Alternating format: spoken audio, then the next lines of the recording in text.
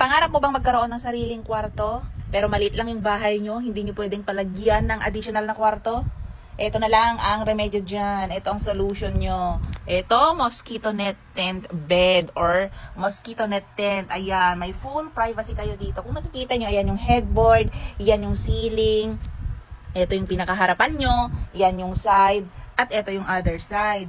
So, lahat ito, kulambo yan, kulambo yan, kulambo yan. Lahat yan, puwerto. Lahat nabubuksan yan kasi may zipper po yan. Pwede kang dumaan dito, pwede dyan, pwede dyan. May kasamang kurtina ito para pwede mong i-spread. Ayan, hawiin pa ganyan, hanggang kalahati dyan.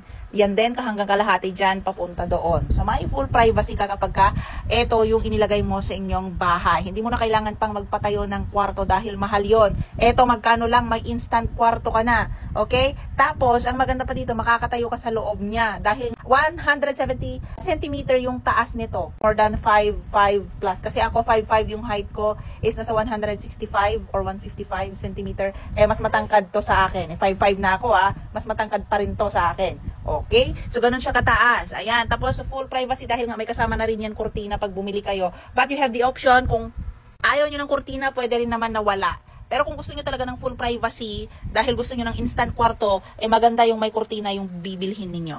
Okay? So, yan ang aking payong kaibigan para sa mga nagnanais magkaroon ng full privacy sa kanilang bahay. Yun lamang! Bye!